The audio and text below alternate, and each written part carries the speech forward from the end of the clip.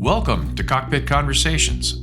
This is a place where we share tips and strategies for not only getting hired, but getting the most out of your aviation career along the way. Additionally, we'd like to share thoughts on many things that we find interesting at 35,000 feet. Sit back, get comfortable, and welcome aboard. What are your criteria for determining if somebody moves on to the next event, goes on to the check ride, or AJ, from your perspective, okay, I'm going to release you to the line now? We know perfection isn't the standard, because if it was, I would have long since been bounced out. But, and I know we've got, every airline has, and the FAA has specific measurable objectives, but we all know those are words. It's your subjectivity, it's your impression, it's your take that's going to decide if this person moves on and is successful in this training, or if they've got to get recycled to do some additional stuff. So tell me what you kind of define as success. And if you don't see it, how you actually make that determination and what you do next. I think you're looking at me. Well, the call standards are the call standards, and they haven't changed in 20 years, right? So that's pretty easy to call balls and strikes. The tougher one is CRM, and especially for an upgrading captain. But since we're talking about new hires, how well they get along with the sim partner or the captain or whoever's playing the captain. For new hires, it's just flying a jet and having the big picture, right? It's hard to say. It's subjective, and I realize this. Yeah. I just tossed this, ethereal thing out there. I heard a story about somebody at my airline that had not made it through captain's upgrade, and their instructor, without being too specific, was just saying they never could expand the SA bubble out very far. They didn't seem to know what was going on immediately past the nose of their airplane. They were constantly in a react mode. They weren't thinking ahead or planning ahead. So that was one warning flag. If on a go-around, you can't mentally get yourself around the box pattern, get the checklist done, and get yourself back safely on the ground, that's a red flag. What are some things that are your kind of warning flags? Are you ready to put your family on that airplane? So if I have a ride that's going south, I'll whip out a picture of my 5-year-old daughter sitting in the sim cockpit. I've already made up my mind. I'm just making myself feel good at this point. So we're going to do that one again.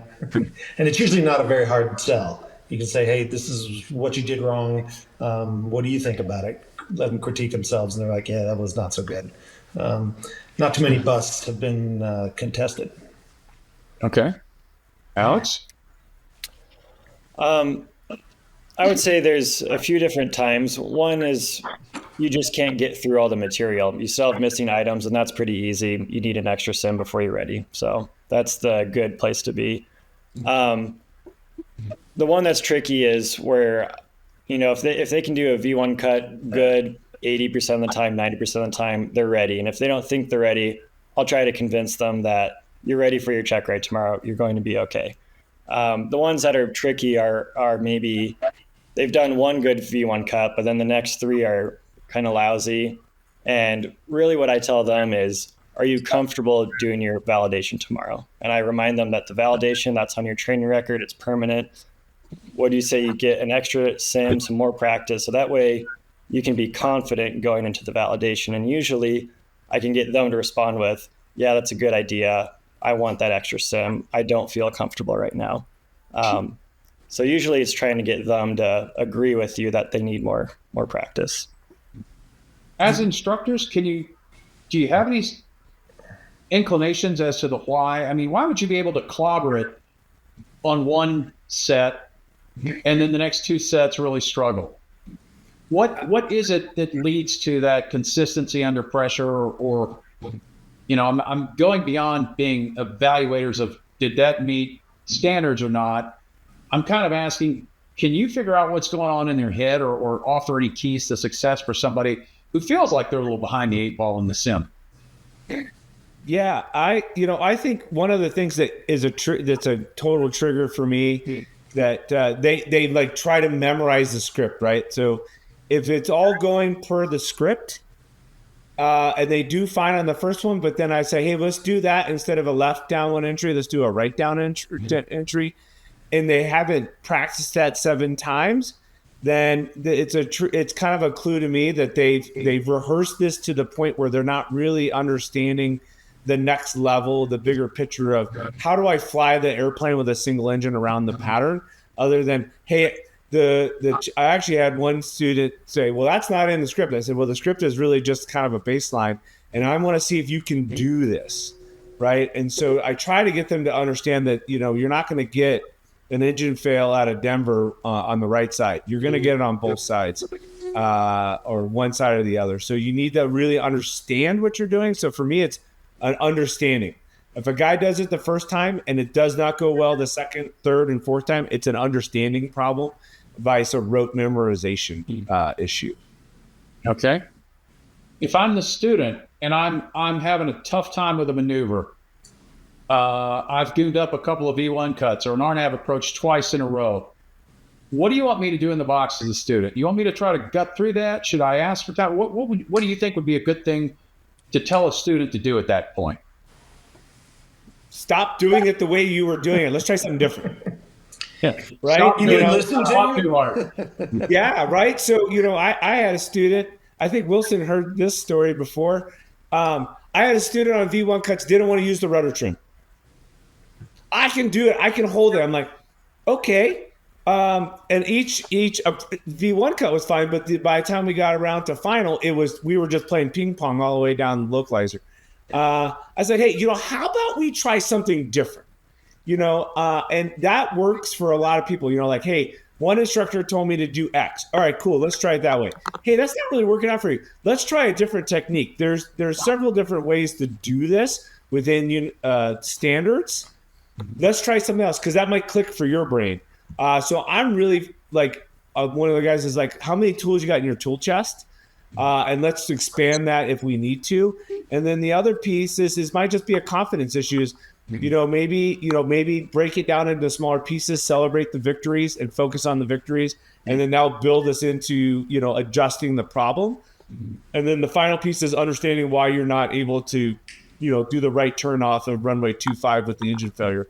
Oh, that's because you're doing X, Y, and Z. It's an understanding problem. So there's a couple of different methods there, but at the end of the day, you got to, again, have that bigger picture of why am I doing this wrong? And is there a different way to do it?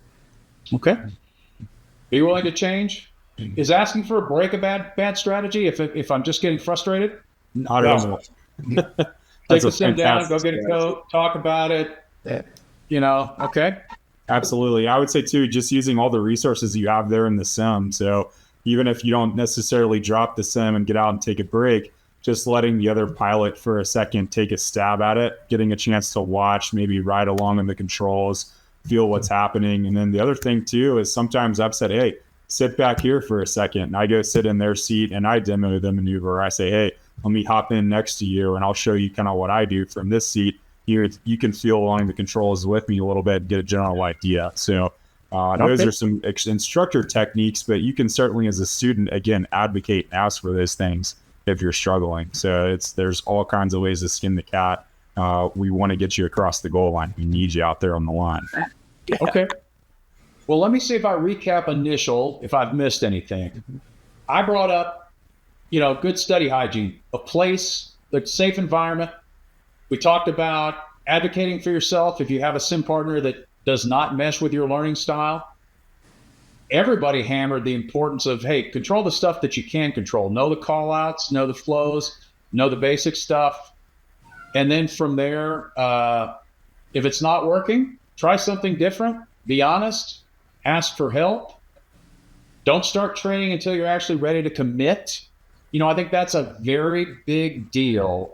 Keeping your personal life, when people talk about getting ready for training, I don't say go get the United Slides and study in 3 weeks in advance. What I say is get your taxes done, fix the refrigerator that's been leaking, get your car serviced so your wife doesn't have any reliability problems while you're gone. Kind of take care of the home front so that you can give it your full focus. And then, have a good attitude. Roll yourself into it.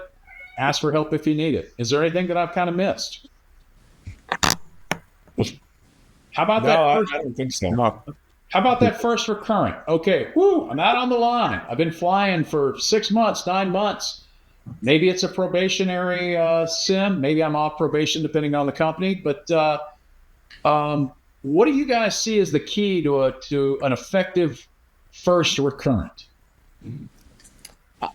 I'll I'm say, gonna say sorry, go for it, Alex. I know what you're gonna say.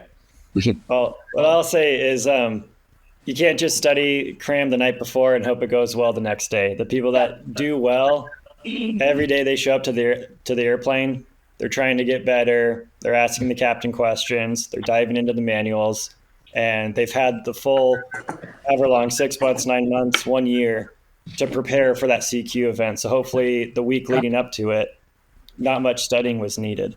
And they're also arriving maybe with a list of questions that are more specific for things they've encountered. Okay. What else? I think come into training with an open mind. I don't care if it's your first CQ event or one before you retire. Coming into the building, understanding that we're there. There's a couple of things we're there to do, right? One, the first day is to refresh, make sure that we all know what get an opportunity to touch the controls and do a V1 cut and do stuff that we typically don't do on the line. And the second one is understanding that debrief between the first day and second day is critical for success, right? The crews that I see on the validation events can tell me the top 4 or 5 things that the instructor prior said, hey, these are the things we need to work on real quick. Go home, get a beer, eat a burger, and let's go talk about your call outs or your V1 cuts or your single engine approach. When they can articulate that to me, what they were supposed to learn, then that means to me that they actually put the effort into it. And to me, it's all about effort and prep time. If you put prep into it, I'm happy to help you. If you walk in and you think you're going to wing it, it does not go well at all. Okay. I'll tell you from experience too. I mean, I definitely have my very first recurrent. I went in and made a lot of mistakes, and that's from somebody who's had a 7.3 background for 3 years prior to coming to United.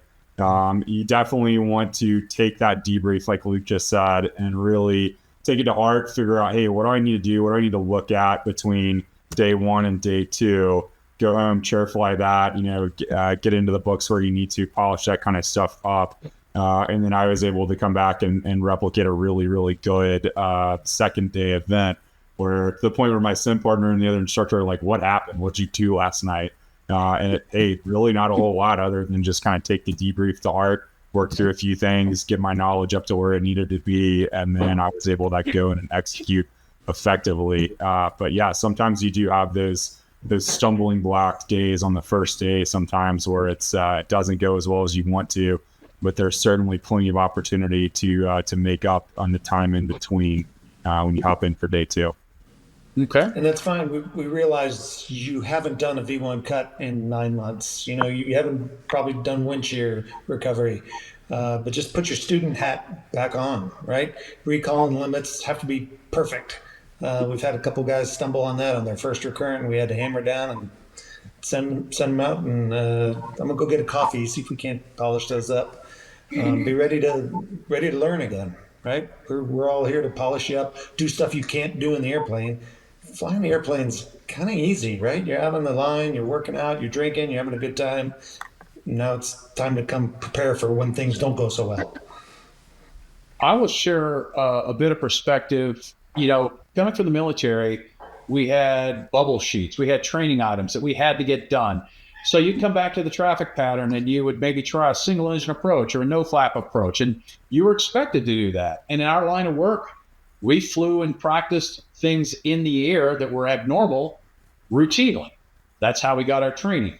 So for folks coming from a 121 regional background, the idea that I haven't done a V1 cut in a year isn't a new concept. But for many of us who come out of the military, like, I haven't practiced any of this. I just feel completely lost. Yep. So I'm a big believer in controlling what you can control, right? And that is the general knowledge, the limitations, knowing the bulletins, anything that's come up. And the best way I've ever found to make recurrent training go well, let me ask you guys this. How do you feel when somebody walks in at start time or after, still trying to find the room? Doesn't create a warm fuzzy, does it? So I strive to be, in the room 10 minutes early, certificate out, medical out, coffee, maybe donuts for the crowd. And the first time that guy is asking, so any questions? I might ask something about the latest bulletin or something that's come out. How does this apply, or what's going on here? If they want to play Stump the Dummy with me, oh, they're going to get it batted right back. I'm going to know the stuff that I need to know, and it sets the tone. And I learned that very early in the 727 because I didn't consolidate. It was very hard at our company to get enough hours. So I'm back for my first sim, I don't know, 90 days after IOE, in the right seat and a little bit nervous. And I'm with like a guy who's been at my company about as long as AJ has. So I apologize to him. I tell him, you got gypped, brother. I'm sorry. I'm new, fresh off IOE. And back then we used Appendix F, not AQP, and we had orals. And we start into this recurrent oral. And, he throws what I thought was a softball out. I'll hit that back. And he's throwing it at both of us. He throws another one, I hit it back. He throws another, I hit it back. And finally looks at me and goes, you need to stop talking. I'm going to see what the captain knows. And it quickly became apparent that the captain's way to prepare was to get to Memphis, right? That was his recurrent preparation. I don't think a book had been cracked. So for the next uncomfortable hour, I watched as he got drugged through the FOM and drugged through the systems manual. Occasionally they tossed something my way, but I batted it back. But the point is I controlled what I could control. Now we got in the box and he could fly the piss out of a V1 cut. He'd been doing it for 20 years. And, but I'd already got the bow wave of, hey, this guy's trying, this guy's got a good attitude. He's here, he's prepared. And I'm sure my execution probably had a rough spot or two, but the feedbacks and corrections I got, I think were already shaped with hopefully a bow wave of goodwill. Now, that doesn't mean you can nail the oral and be a complete fungo in the box. But I do think you do have a control of the mood and of the impression the instructor have, and just take care of the simple stuff. Dress professionally, early, knowing your stuff, having a few things to ask about that indicate you are up to speed with what's going on with the latest things, and then just work your butt off. The other thing that I find about recurrent, a lot of people when they come back to recurrent, they're nervous because they remember how hard it was in the simulator when they were going through their initial training. But what's different after you come back after 6 months, 9 months, a year on the line? You've got muscle memory now. You know the airplane. You know the lingo. You've been flying with a bunch of different people. You're getting a bunch of different techniques. And I was actually surprised at how pleasant and easy recurrent really was. I remember, I thought this used to be hard. The sim was hard to fly, but now it's like, okay, this isn't nearly as difficult. The other tip that I have for going through recurrent is, for years I used the cutouts and studied my flows for initial, but the best place I found to study for recurrent is in long cruise sections, right? I break open the checklist, oh, there's that switch. And as good as those cutouts are, when you look at it on a real overhead panel, you realize, oh, that's a little recessed, or that's over here behind this, it's a little harder to see, or whatever. It's not so apparent. But as Alex said, if I'm going to do call-outs, I'm going to do it while I'm bouncing the ball or doing push-ups or something. I try to look at these flows or checklists and go, okay, I'm not really going to push the flap asymmetry button, of course, in flight, with passengers on board or flying a regular route. But I can certainly look down and put my finger next to it and go, okay, that's where that is, and that's where this is, and run through some of that. So I find that the actual jet, when I'm working in those months before recurrent, is a great place to go back and review some of my procedures. Obviously, not at the distraction of doing our job, not at the distraction of letting CRM break down or doing the pilot monitoring or pilot flying stuff we're supposed to do, but it is a great resource. Just a question for the crowd based on the thing that I told you before we started recording, which is, if you were successful in initial training, certainly if you'd had a stumble, say you'd needed an extra sim or two, or let's say, heaven forbid, you'd busted a Chloe or busted your initial line check, but gotten through that okay, would you consider upgrading or changing airplanes before you were off probation? Go ahead, guys. Shake your head. No, I'll be honest with you. I'm really against just captain upgrades inside or even at a year. I was able to hold Captain Denver at a year and a day, and I could have done it. And for me personally, that concept, I was just like, that might be the most insane thing I've ever. How about going from a 737 to an Airbus or vice versa? Would you do that? Not off probation. Risk versus reward. Unless it gets you closer to home or makes your commute better, but you've got to want it and you've got to have a really good reason. Okay. I just, from a pilot, coach's advocate, helping people prepare for interviews, you've worked so hard, you're finally here. Certainly if you've stumbled even a little bit in the initial training, I would just ride it out till I'm off probation. I can't tell you what to do with your life, but I think that is a high risk, low reward game. If you've consistently been ace of the base, maybe this is your second or third airline, or you've been through multiple training cycles, you've never stumbled, and you go, this is the opportunity of a lifetime. Understand you're taking some risks. So all the things we said about initial still apply. Show up prepared, focused, good attitude, able to wash or rinse off the last airplane. Don't worry about how you used to do it. Do it the way they want you to do this now. But I would also say if you waited one bid, you could probably relax a little bit and really enjoy the training instead of having that extra level of stress. Again, I can't dictate what you do. It's your career. But take it from somebody who talks to a lot of people who ask about how to deal with training blemishes or other issues in job interviews. It's nice if you can avoid getting those at all. All right. Last section before we get into being an instructor, just real quick. Any big changes that you see between the initial or recurrent training rules of thumb and that upgrade? Now you're finally going to get that left seat. You're going to get that fourth stripe. What's different about that captain upgrade, or maybe even going from a medium size or a small airplane to say a 787 or an A350? What are the big things that you would be telling your students? Well, I think you see the level. It depends, right? Typical aviation answer. If you're going from the right seat to the left seat on the same airplane, I think it's confidence. You understand the airplane, you understand the calls. It's now become like second nature.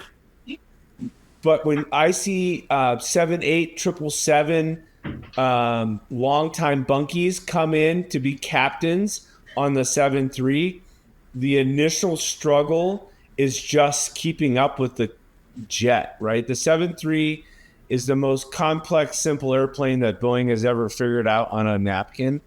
And being a captain, you're no longer the technical expert. The first officer is the guy or the girl that understands the box, understands the technical stuff. And the captain understands everything else. You're a leader. You set the tone. I just had a flight on Monday night. Captain, we're literally pushed back.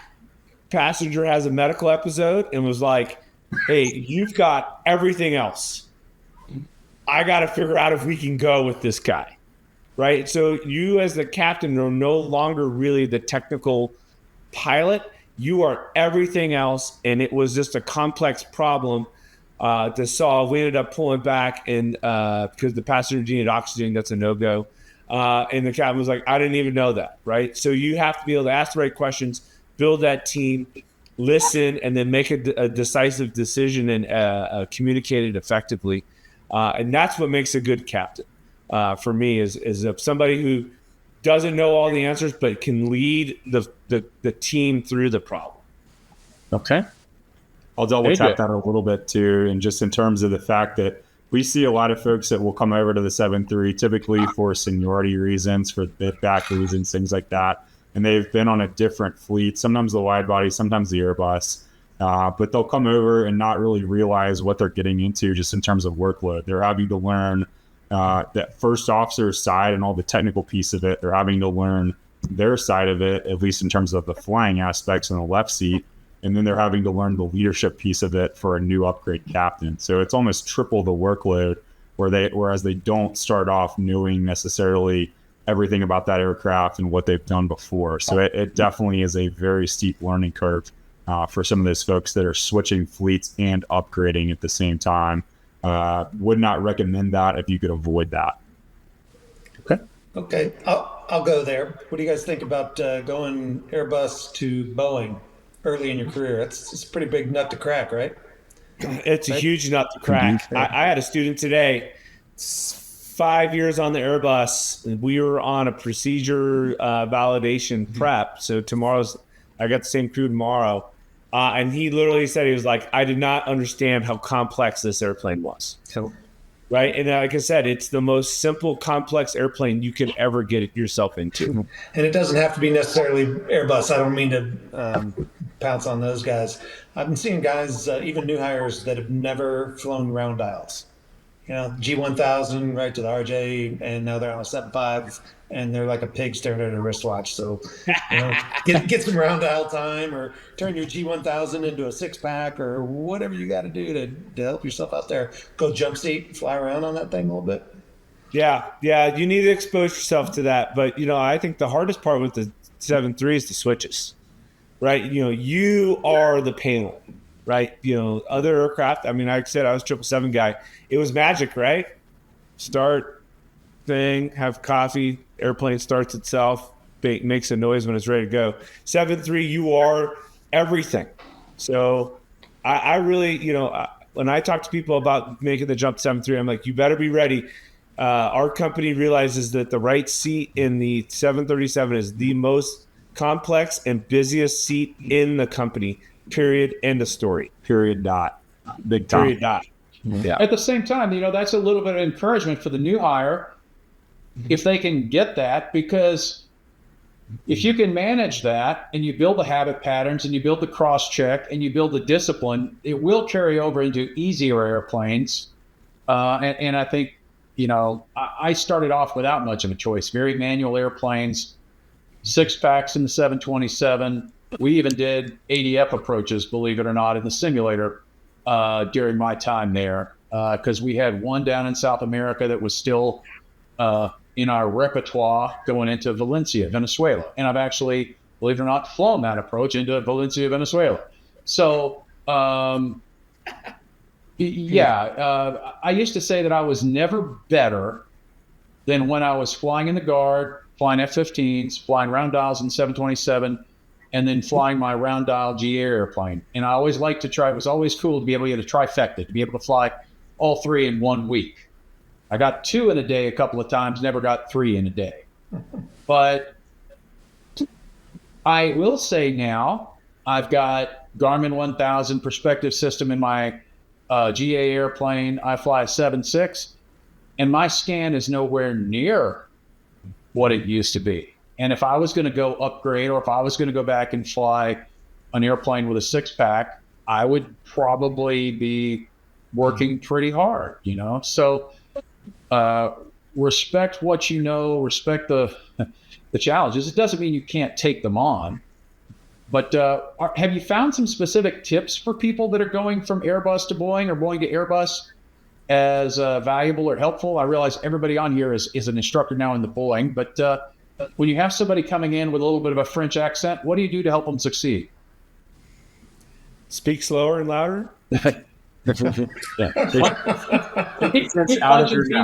and over till it does what you want. That was my favorite. You know, I think it comes down to, you know, how much time do our company, we have a great app on our iPad that allows them to get into the box and really kind of tinker around with it and get comfortable. It's just about being comfortable and understanding what the button you're pressing and what you're trying to do, right? If you ask yourself, am I trying to understand VNAV? Then, you know, if you're not hitting the right buttons, then you're never going to get there. But it is definitely a jump for the I think also the ERJs at 175 guys. It's a little bit different of style of box. It's the bulk of what we do, right? So you got to put the time in and sit on your iPad with a beer and really practice loading the box and understanding what it's going to do when you hit execute? Well, there was a book I read years ago, and I cannot recall the title of it, but I'm going to look it up and I'll put it in the links on the remarks on this podcast. But the author was a Czech airman on the MD-11, and his basic premise was that you ought to know your airplane so well that as you look across the top of the display, you know what every FMC means, why it will transition from whatever mode it's in to the next one, and what the catalysts were for that change. And I remember thinking about that when I first got that airplane. Ooh, that's kind of a big bite. You know, I mean, I know it's not PFM, and I know there's some things going on here. But as I thought about that more, and I challenged myself, and I would be thinking about, okay, as I approach the level off, what do I expect the displays to look like? What do I expect the displays to look like for every single phase of flying? And while it is kind of a big bite initially when you're in training, it will start to force you to analyze what the airplane is trying to do, what it's trying to tell you. And that little exercise helped me. And it's something I still challenge myself on along leg somewhere when I'm approaching a point of descent. Okay, what modes do I expect to see? Where do I expect this carrot or ball to drop? What do I expect to see on the VNAV page at this point? And, you know, it's this quiet little conversation you're having with yourself, quizzing yourself. It's embarrassing when you're wrong or you miss something, but it's also your biggest catalyst to go, okay, why didn't I not understand that? What's the answer? And then dig in. And it has helped my synthesis of what's going on. So when I have people that ask me about how do I figure out this Boeing, how do I know why it's doing what it's doing, that's what I say. Look at the FMAs. Tell me why it's in each one of those modes and what the next mode's going to be and why. And that little exercise gets them thinking and spinning and helps process how all this stuff kind of comes together. The other thing is, and I think we've all taught this, but it's something that gets dropped off a little bit, is many times, especially in the approach phase, the quickest, cleanest way to clean things up is to de-automate and re-automate. If it's not doing what you want, you don't like, or you've got a little bit of confusion, kick everything off and reset it back to what makes sense to you. You shouldn't have to do that. That's a little bit of a crutch. And again, this is a line guy talking to instructors, but this was something that was taught to me in the 7.2 and even on the MD-11 a little bit. And it's worked to great effect for me over my career. Mm-hmm. What have you seen that helps your guys get that, I wouldn't even call it a mastery, but at least a safe operator level of how it all ties together? I agree, being able to anticipate what the airplane will do next, anticipate the FMA changes before they happen, anticipate what the box will say before you click a certain button. But I would say for us, we do the FTD, the fixed training device first before going into the full motion sim. And that's really your opportunity to manipulate nothing but the autopilot using the mode control panel and not have that crutch that everyone uses on the line, which is disconnecting the autopilot to make it work and then getting it all back. So in the FTD, when it's a little bit slower pace, that's your opportunity to really be able to do a whole flight with nothing but the autopilot and anticipate those changes. Yeah. Well, I hope AJ wasn't throwing up in his mouth a little when I said that, like, no, that's a terrible technique. And we can always edit it out if it is, but it's great on the line, I would say, for sure. It is what it is. And what it is, it's a crutch. It is not, and I'm not patting myself on the back when I've done that. I've just gone, okay, something is not quite right. I'm not going to let this situation degrade any further because I can re-automate quicker than I can do my error analysis. And I'll self-flagellate about this on the ground. Not right now. We're going to keep this airplane, moving in a safe, proper direction while I'm doing this. I think, just admitting, hey, I want to see that again. Understanding, there's a time distance problem in the sim, but I don't have a problem if someone says, hey, I need to do that reroute again because I totally I got it right, but I didn't understand why. Perfect. And I totally agree with Alex. That's the time. B phase, procedure phase. If you don't understand, you're going to be in a real bad place under the loft training when I just expect you to get that stuff done in a timely manner. So, okay. I was going to harp on some of the loft training too. We've done a really nice job out here in Denver lately of revamping our syllabus, where you see a lot of different clearances and a lot of different types of very real world scenarios that you would find yourself in on the line with ATC.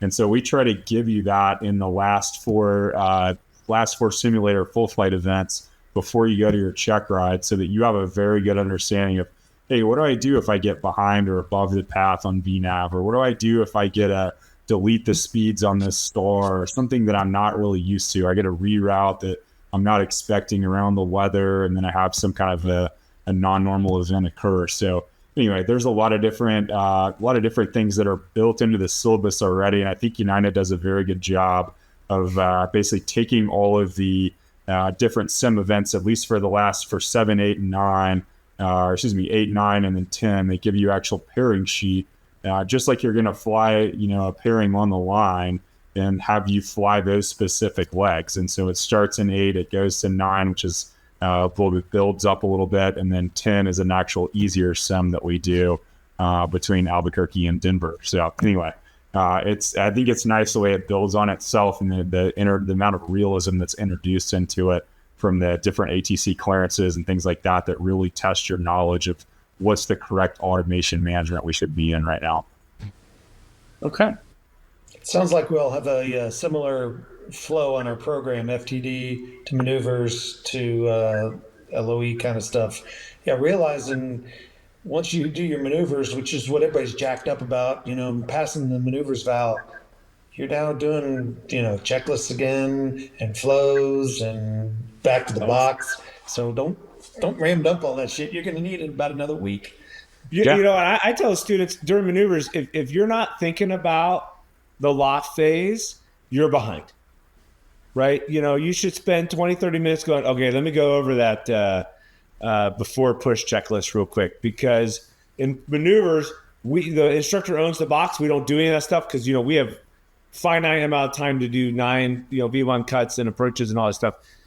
You've got to stay, again, this goes into, you got to invest yourself, which, Aaron said, you've got to invest in yourself, because the students I see be very successful in our international ops and our full flight 7 are the students that are, hey, I kind of looked over this, even if it was for 30 minutes a day, I'm not reinventing the wheel. I don't have time to reinvent the wheel on 6. We have too much to do. Let's go back to the big airplane from medium-sized airplane upgrade or the captain upgrade. What do you see the trends in the failures? I've always found that looking at case studies, looking at accidents. Back in pilot training, we had what we called, the book was, I think, called The Road to Wings, which was a paragraph or two synopsis about every training mishap since UPT started. We called it The Road to Toast. Sounds a little morbid, but you learned a lot looking at the mistakes, right? You go, wow, I see how this happened, or how dangerous this could be. It kind of puts your own hair on your back of your neck, saying these are dangerous phases of flight or things to watch out for. What are the trouble areas that you see in those more advanced upgrades, the captain upgrades, the big airplane upgrades, if any? One thing I see is for new captains or someone who's maybe newer at the airline is they're a little bit trying to prove themselves as the captain. They're a little bit stressed about the job. And I think in the sim, they're trying to make all the decisions. They're trying to be this big captain and impress the instructor. And the upgrades that I see do really well are usually the guys that have been FOs maybe for 20 years, or they've been a captain for a long time on a different airplane. And they're not stressed about trying to prove themselves. They don't care who comes up with the right answer. They just want a successful outcome. So the good captains are the ones that turn to the FO and say, what do you think? What should we do? The FO gives great feedback and sounds good. Let's do that. You don't need to be forcing yourself as, the one in charge of the flight deck. You just need a successful outcome. Well, ultimately, it's going to be the captain's decision, right? So it never hurts to go ask and get as much input as you can, because you've got the veto and you can always filter it. Yep. But if you don't ask those kind of questions, you might miss out on a nice little nugget that somebody had to offer. Yeah. What else? I think understanding, kind of pile in on what Alex said. I think understanding that your aura sets the tone for everything. So if you walk into it stressed, the FO is going to be stressed, the flight attendant's going to be stressed. I see upgrades that are really successful, are calm, even during the where they're putting the mask on, where I'm jumping up and down the sim to make as much noise as if they're calm, I find the first officer's calm. If they're flailing around, the first officer's flailing around. We're probably missing checkpoints. We're missing checklists. The captain has to be the foundation of the house. So if you've never been a captain before, how do I go in there and act calm? Goes back to prep work, making sure you're ready for that captain upgrade. We at our company, this was probably 2 years ago. We just got the new contract. I had a new hire who had bid. It's in our contract to be a new hire captain, right? So he's coming from I think he was SkyWest. He was captain there for 2 years, and he was like, "Well, I'm going to be a captain in 5 months." I said, "Look, that's he's like, I'm doing it for the money and for the to get ahead on my financials." I said, "Well, you're doing it for the wrong reasons, man. Captain's a leadership position. And if you're not ready to accept the leadership position, you're doing it for the wrong reasons." And quite frankly, through the sim, it was actually one of our later stage loft sims, he actually realized himself in his own debrief that he was not ready for that responsibility, right? Because I had lopped it on him, per the script, and he wasn't ready. And I actually appreciated him coming back to the debrief and saying, "Look, that was eye-opening for me." I was like, well, yeah, that's good. That's the step in the right direction, right? Admitting you have a deficiency. So I tell guys, if you're going to upgrade to captain, you have 177 souls on board that depend on your decision making. And if you're not ready to make decisions, you're not ready to be a captain. And I would say, as far as what kind of captain you can be, think back to the past captains you've had. Maybe you haven't upgraded before, but I'm sure you have a list of great captains that you flew with. Think of their character traits. Think how they, set the tone of the flight deck. And then think back to those bad captains you had as well. And you can use them as mentors and kind of mimic those personalities. Well, you can't fake some things, but I do think that you can have a conversation with yourself that goes something like this. Hey, what would a guy walking into the box that knew he was going to just completely nail this sim and do everything great, how would he carry himself? How would he talk to the instructor? How would he treat his FO? How would he talk to people? And he would probably say something like, he's going to be slow and deliberate. He's going to look at you in the eye. He's going to shake your hand when he talks to you. He's not going to be rushed. One of the things I always told my sim partners ever since I got in the left seat is, I really don't give a shit what you know going into this box, as long as you know how to do a present position hold. Because I don't care that the instructor wants to get home and play soccer with his kids. He's going to have dinner. He's going to do all these great things because he lives here. You and me are going back to the hotel. So we'll take all the time we need. So if we get a light or something that, I don't know what is, because this instructor put something that wasn't on the script on my scenario, I'm going to go, okay, let's hold. Let's break out the book. Let's talk about this. But completely ice water, unless we're on fire or something catastrophic is happening, I'm pouring fuel out of a fuel tank somewhere, I've got time. That's the one aspect I've got. So setting a pace, setting a tone, and that's not always our natural inclination when we first show up at training. We're a little bit nervous, right? So you can fake it. What would a guy who's going to just nail everything look like? Now pretend to be him. And what happens is you establish that loop, because you start carrying yourself like that. The people around you start to give the feedback like, well, I'm glad he's my captain because he's pretty calm and squared away. And you realize, hey, these people are looking at me. They trust me. Things are going okay. Instructor seems to think I'm doing all right. And you establish the positive feedback. Now, that only works if you do actually the head work that you need to before, right? That you actually are prepared.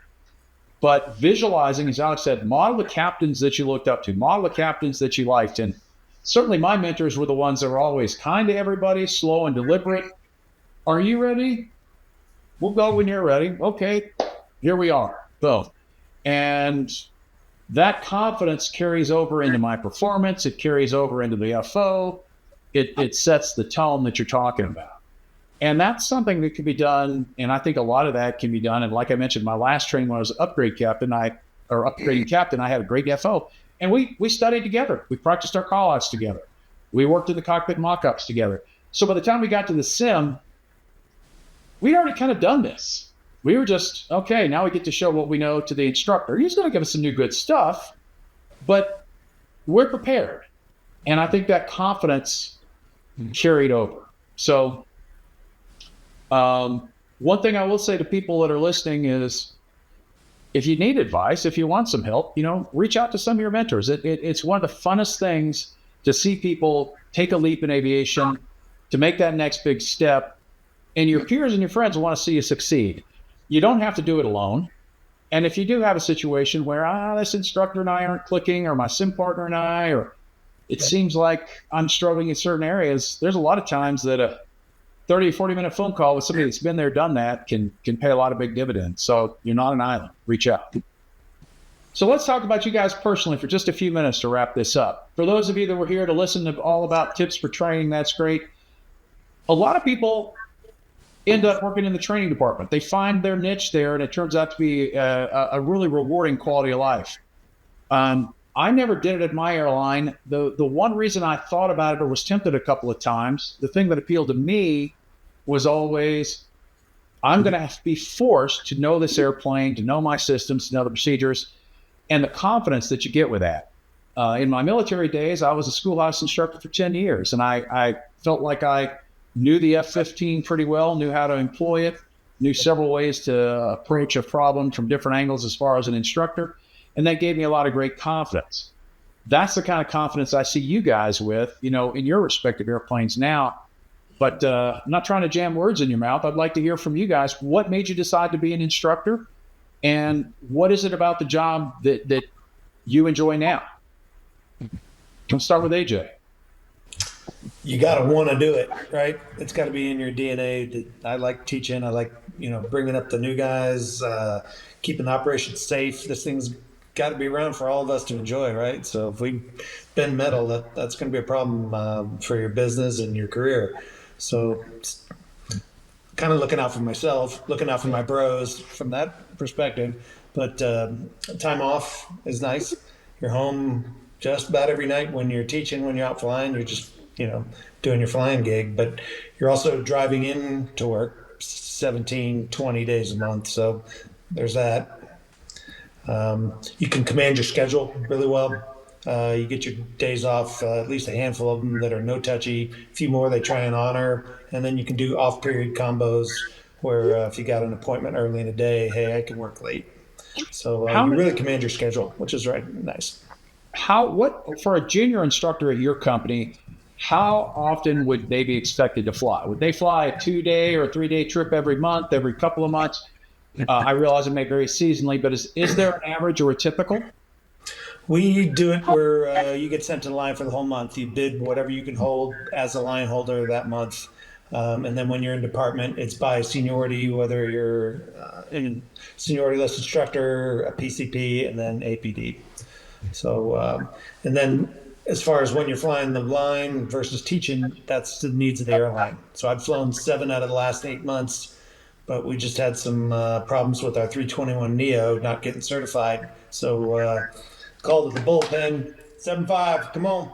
So we've got all of the next 3 new hire classes, and we're full board teaching. So I'll be in the schoolhouse for the next 4 or 5 months doing nothing but check rides and getting guys trained up.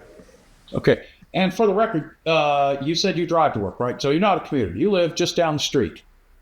It's pretty easy. Yeah, I got about a 24-minute commute. It's easy. Okay. Nice. How about you? We have had guys commute from Bozeman to Atlanta. And that's not the worst thing. You come in, you got your crash pad, maybe double bang a couple days and get your work done and then take a week off. Okay. Well, Alex, you're on the other end. You're a new instructor and you're still commuting. How does that work for you? Yep. Yeah, it's definitely a different job as a commuter. I'd say the job is built to be living in base where you're home every night, but it does work fairly well as a commuter. I kind of tested the waters the first 6 months or so to see if it would work out well. And I try to make it similar to flying a line. So I try to go out to Denver 3 days, maybe 4 days at a time. And it makes it feel like a 3-day trip or a 4-day trip. And a majority of instructors, I would say, live in base, but there are quite a few who commute as well. So it is commutable. For you, is there because you don't drive to work, as you look at your seniority on this particular airplane through the years, is there a point that you reach a break even or even you lose out economically if you give up the training job? Or is it, even with the schedule you've got and having to commute, is it financially or advantageous to be an instructor? Yeah, I'd say a comparable position would be if I was like a 737 captain. And my schedule for that, I'd be very junior. So I'd pretty much just get what I get, be on reserve a lot. A few perks of being in the training department is the bidding. Even though I'm very junior in the training center, I can usually get the days off I want. And so even though I'm junior, getting the days off I want is a pretty big help right now. One more question for you. You got a youthful face. You've been at the company, less than 3 years, and yet you're doing upgrades. Do you do Chloe's? No. So I do pretty much all the full motion sim lessons, but not the MV yet, and then not LOE. Okay. Well, that makes sense. I'm just wondering if you ever get blowback from the grizzled 22-year captain who comes into the sim and goes, you look like my son. How does is that ever a dynamic, or are everybody professional enough it just gets handled? I thought it maybe would be before starting the job, but I will say you're good at what you do. So when I'm teaching the same lesson every day, someone comes in with a bunch of questions, I usually know the answer. I usually know where to find it. I've got the whole brief prepared. So I think pretty quickly they see, our company sets us up really well to teach the lessons. And so as long as they are receiving good training, I think there aren't any complaints. So your actions carry the credibility. It's not just age. It's not just seniority. It's what we're doing in the box. Yeah. Briefs. Okay. Wilson, you're a driver to work kind of guy. What do you like about it? I'll double tap what AJ said earlier. Just the fact you've got to want to serve the pilot group. And so I think that's kind of the thing that first and foremost drew me to the instructor position. I had a mentor who's, I think, about to come back into the building as a 777 evaluator. But he basically kind of told me a little bit about, hey, if you've got young kids, this is an amazing job. I've got a 4-year-old and a 6-year-old, pre-K and first grade. And it's pretty amazing to be home and be dad as much as I am. So in terms of being able to have a more normal family life, being right here in Denver with a 35 to 50, depending on traffic, minute drive to work, is pretty unbelievable. I still miss the flying sometimes, and I do get out to fly. With our company, usually it's like 1 to 2 days a month, something like that is typically how it shakes out. And so, I miss that, and I'm able to go out and get my fix. And one of the great things is we actually build the trips that we want. So we can go out and specifically say, hey, I want to go to this cool place that I've never been before. For me, earlier this month, that was St. Martin. I've never gotten to go down to the beach and see the people hanging on the fences and stuff like that as the jet blast kind of carries them backwards towards the water. And anyway, so I got a chance to go land there and experience that, and then fly back out of there, on a nice little 2-day trip that we did. So there's a lot of really cool benefits that I could talk to about, but I think the one that certainly comes to the foremost in my mind is just legitimately wanting to help the pilot group fly the safest and best that they can and give back. How about drawbacks to the training department? Is there anything that you find frustrating or that might tempt you back to the line at some point? There's a lot of changes. There's things that change constantly in the training department, whether it's, going through the current flight manual, that we change. It feels like almost monthly sometimes. some of the syllabus stuff that happens, that you're relearning different events that they've put in a different script for, a different train to proficiency item, or maybe it's something that's instructor scheduling related. So there's some quality of life things that, while we've gotten some really good things on the compensation side, because we've gotten some of those things, we've wound up giving up some other things on the quality of life and some of the scheduling pieces of it. So again, we are able to get most of the days off that we want, and life is pretty awesome. But that being said, there can certainly be trade-offs at times based off of constant change, I guess would be the thing you have to be comfortable living with, which most of the military guys that I know, Luke included, are. Just look at his youthful face there. Well, one of the things as an airline interview coach, I'm very familiar with the sine wave and the way things go up and down for hiring. You guys are kind of at that whipsaw training the new hires, but what about your own job security in the training department? Do you guys regularly have cutbacks, or are you at threat for losing your positions based on hiring cycles, or are the jobs typically fairly stable once you work your way into the training department? Well, I think, Aaron, that depends, right? Last year with the door coming off the 7.3, some stuff was in flux in our building here in Denver. Management has been very steadfast in, we have enough instructors on the 7.3. Alex can speak to the 7.5 since we all work for the same uncle.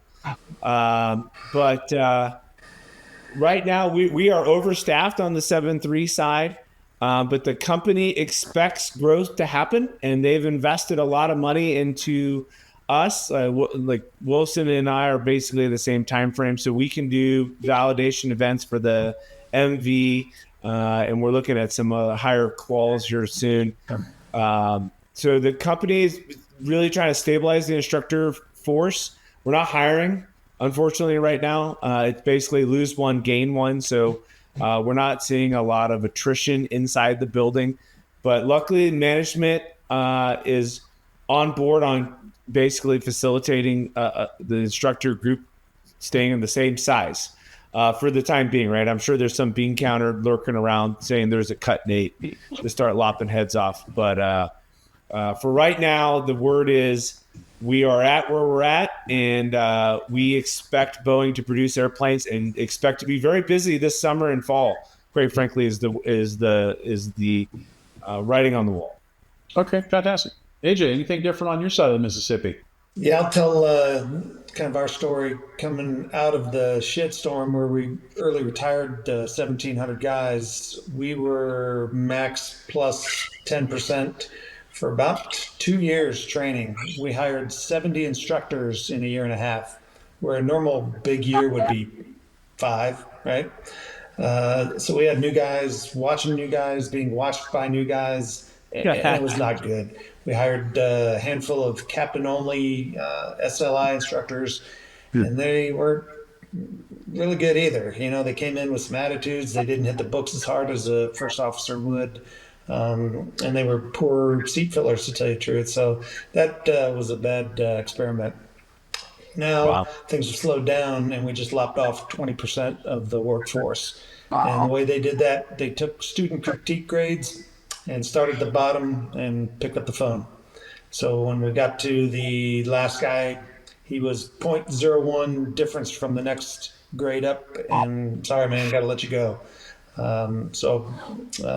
Working hard every day, raising your hand for additional duties meant something. And in the end, it was student critiques. So I think that's the way it should be done. Well, that's a good lesson. I mean, in life, in business, good customer service is critical. And you guys are in the customer service business. You're serving your customer as, your major airline is one master, right? They need a good quality product out on the line. But you're also serving the students, right? They deserve your very best effort. And I think all of us have a few examples in our airline career, if you've been around for a while, that instructor that just seemed to relish it, eat it up, enjoyed teaching, found ways to challenge you, and actually maybe even within an AQP syllabus, there's ways to tailor a briefing or tailor approach based on somebody's experience level or what they're bringing to the table. And then we've all probably had that instructor that looks like they're looking at their watch and can't wait to get home to, grill out in their backyard or play soccer with their kids or something, which are noble goals, but not at the expense of somebody who's only getting in the box, once every 9 months or once a year.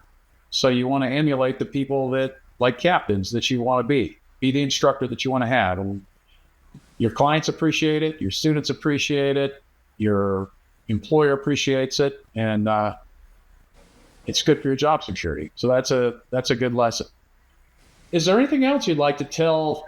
What would you tell yourself, 27 years ago or 5 years ago or 3 years ago, depending on when you got hired, that about training now that might have made it a little bit better or a little bit easier? Any last minute reattacks to maybe make a difference for somebody? I would tell me to take a break. Right. I came to the company and I didn't go home for 30 days because it was too tough to get the positive space back to Norfolk.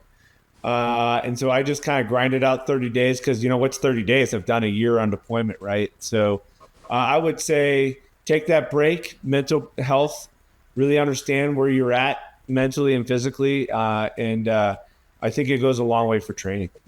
Okay. Anything else? I think it's a good thing to harp on. It's this career in general is it's a marathon, not a sprint. And so there's all kinds of different jobs and roles you can find yourself in, whether that's being a first officer for a little bit, coming into the building for a little bit, upgrading to captain, or going over to the wide body later on and being a bunkie for a little bit, whatever it is. There's some good variation in the flying that you can do here, and it's if you're going to be with a company for potentially 30 plus years, make sure that you're able to kind of keep up with that mental health and continue to do something that's encouraging you, challenging you, and that you're happy with. And I'm super fortunate that I've found the current role that I'm in right now here in Denver. It's been absolutely amazing for all of those reasons, for sure, to kind of take a little bit of a break, like Luke said. Okay. We've got a little mantra that says we should be knowledgeable, humble, and incredible. But you also don't have to know everything, right? I learn a lot from smart students. And I'm like, well, I might not know the answer, but while you guys are setting up a box, I'm going to find it, or I'm going to call you tonight, right? And as Alex is learning, once you have been in the schoolhouse, you will never sweat going to the box again, ever, in any machine, right? No. RVR's 1800. Roger. That's good. Yeah, the confidence, the knowledge, the habit patterns, that's all good stuff. Alex, you're the new one on the block. What have you learned in the last couple of years that you just think's invaluable to pass on? I would say as a new hire at a new airline, taking notes is crucial. Everyone learns differently, but for me, taking notes is really important. I see a lot of people who don't take notes, and then later on that lesson, they'll say, oh, I never knew that, when it was in the brief just 2 hours ago. So to me, it's very helpful. I was really surprised looking at my notes as a new hire when I was learning to be instructor. There's things I had written down that I had completely forgotten, and I was surprised it was in there. So trust the training, take notes, and it all builds on each other. So if you can stay on top of it and review the lesson one all the way to the end, then you should be able to progress just fine. Okay. Well, gentlemen, I've got a lot out of this. Thank you so much for your time and for your perspectives. Thanks for what you're doing out of the line. I think this has been the start of 2025 has reminded us that safety out there isn't automatic. It's earned every leg, every trip, day after day, week after week, month after month. Discipline, training, habit patterns, they all count. And the foundation for a lot of that starts with people like you. So thanks for what you're doing for our industry. Thanks for sharing your insights. And I sincerely appreciate your time and your input. Thank you for joining us today. This has been Cockpit Conversations with Aaron Hagen from Emerald Coast Interview Consulting. Have some ideas for future interesting episodes? Contact us at emeraldcoastinterviewconsulting.com with your ideas and inputs. We look forward to hearing from you.